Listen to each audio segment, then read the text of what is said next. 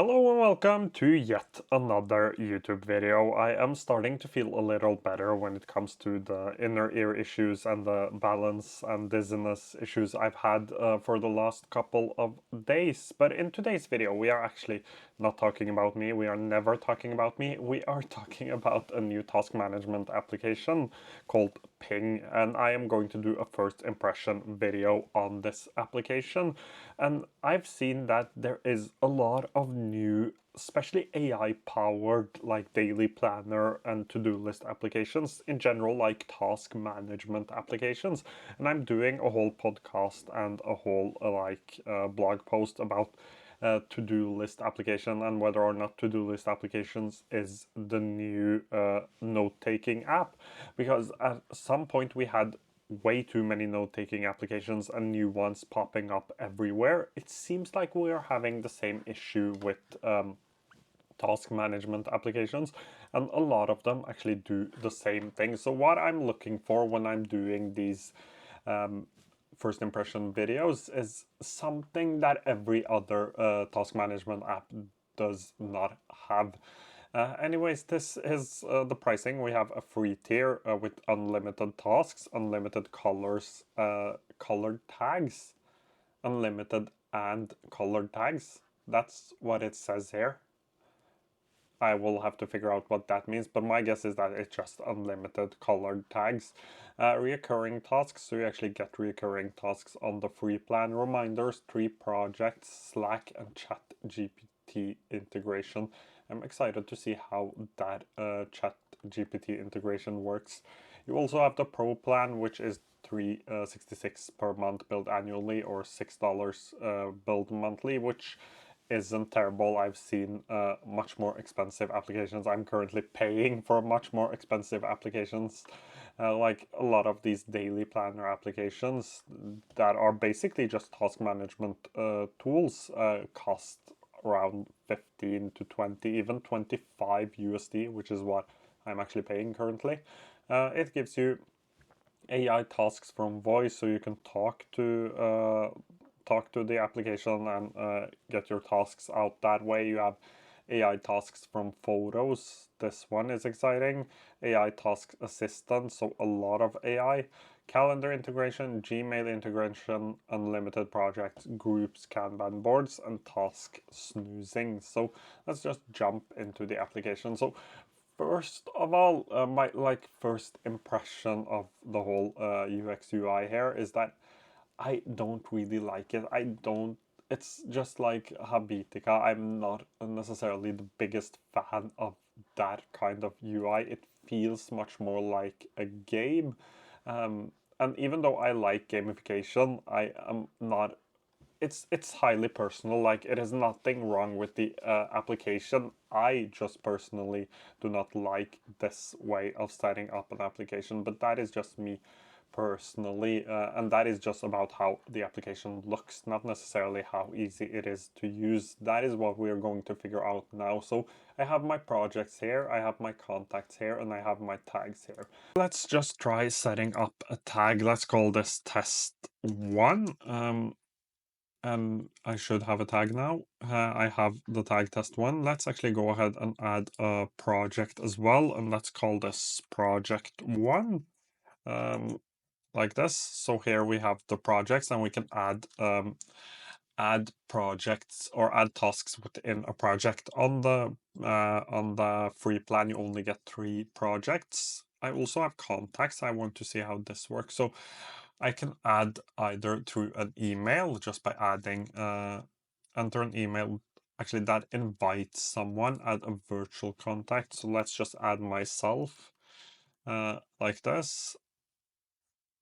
And that is a virtual contact, and I can assign tasks to this contact. This is great if you have a team and you just want to look at how or how many tasks other people have, and probably tasks that you have that are dependent on others. You want to just assign to them in here just to see it for yourself. But this isn't a huge feature unless you are working in a team. It is good to have, but like adding a virtual contact just to add tasks to that virtual contact, which that person cannot actually access, not necessarily the biggest thing, but I can see why this could be useful.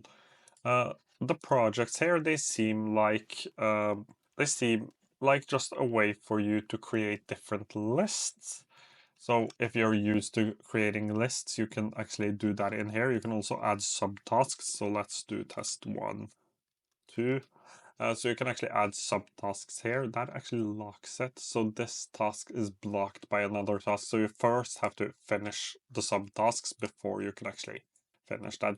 This is also great if you like want to add subtasks underneath other subtasks. So you could have a subtask live underneath here. So let's do test 1, 3.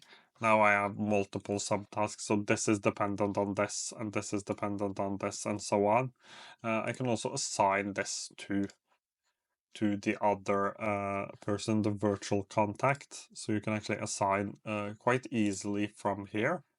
So that is the project tab. You can create, as I said, 3 projects on the free plan. And let's just jump into planning options. So here I can choose simple or advanced. I could have date formats, first day of the week, enable notifications. What kind of integrations does it have? So it has a Gmail, Google Calendar. These are on the Pro plan, so you can add tasks from your inbox by starring them. That is actually a feature a lot of people would like. You have some of these features in other applications, like you can drag emails on top of your calendar in a few applications, but those applications tend to be really expensive. Google Calendar is great. See today's events in Ping. See your tasks with deadlines in Calendar. So that's also great. Create new tasks in Ping right from Slack messages and add tasks and create projects using ChatGPT. If I press this, what does it open? So it opens ChatGPT. So you can talk to ChatGPT and create tasks from there. Again, not something I've seen a lot before. Completed, assigned my tasks. So here I have my tasks. Quite a simple application. Like there isn't much more to it. How do I actually, can I open this up? I can. And here I can snooze it. That is a pro feature. I can add the tag. I can add a deadline. Can I add a due date as well? So let's try again. Task was unblocked. You can start working on it. Let's try just adding. Where did my deadline go? Here. Let's do this. So that's the due date. I can only add a due date. I can also add a checklist, but that is different from just adding a subtask. So I can take notes here, just some quick notes, and I can also add attachments. How does the AI assistant work inside of here? So a little slow, and this time it isn't my internet connection. While we wait for this to load, we can go to projects from here and we can add reminders. You can have a chat. But this chat is just a way for you to comment. This is more of a Teams feature. Still, the AI assistant won't show up. Let's try to open this instead. So it seems like the AI assistant isn't working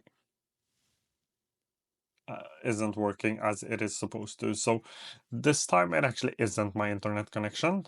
This time it is the application not working. I had an issue with the internet connection earlier, but this time it is actually the application, it isn't me. And it seems like it only pops up if I click this AI chat, and now it is back. So it looks like you have a project title project with. So it seems like just like all of the other applications I've tested out, it is a way for you to interact with this task using a chat interface. So this is a pro feature, but basically what I could do is that I could ask this to add a task for me, so I don't have to do it myself. That is basically what it is. Instead of going in here and adding a subtasks from within the project, or adding a new task from within the project, I can actually add it just by using the chat interface. But can I do that also if I jump into my tasks? Where are my tasks? I've lost my tasks here. If I give this a, let's remove this. If I give this a due date of today, does it show up in my tasks? So, because I don't have a today view, it doesn't seem like I have a today view here. I just have my tasks, but I wanted to check out this AI assistant again, and this is a little slow. I need help with testing, no further assistance needed. So it is just a way for me to talk to the AI and have the AI do stuff within the task for me. So if I wanted to add a subtask, I could add a subtask using the AI chat interface. So not a today view. I have this my tasks view, but I don't have a today view. That is something I would like to see. It seems like I can have different workspaces here as well. But in general, it feels really basic. As I always say with these first impression videos, these are first impressions. Some applications need a bit more time before I really understand everything about it and can give a full review. This is more of like a video to show you how I would go into this application, trying to figure out how it works and how the learning curve to an application like this is. I have a few issues with this application. Like I said, I'm not a big fan of the UI. That is just me personally. So that has nothing to do with the application. It just doesn't fit what I like. But apart from that, the AI seemed a little slow. I know that it said that it was an issue with my internet. It wasn't. I had an issue with the internet earlier in the video, but with the AI, it wasn't. So that was the second issue. Also, I'm not able to, or I wasn't able to find any of the voice features that they advertised. I'm sure they are in there somewhere, but I haven't been able to find them yet. However, with the pricing of the application, I don't think it's too terrible. Like if this was because on the yearly plan it is around 360 USD, I think it was.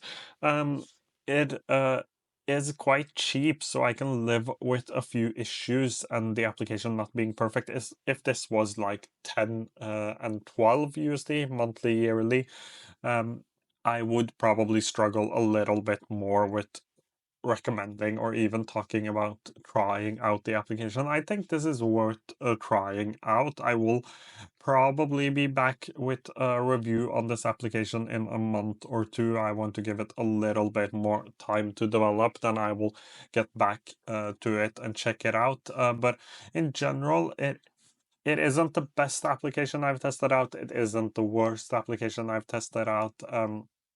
And this application relies heavily on AI. I haven't been able to figure out all of the AI stuff that may differentiate this from other applications. But as a first impression, I think it is too similar to a lot of the other apps we already have out there. But again, first impression, really not sure about the application.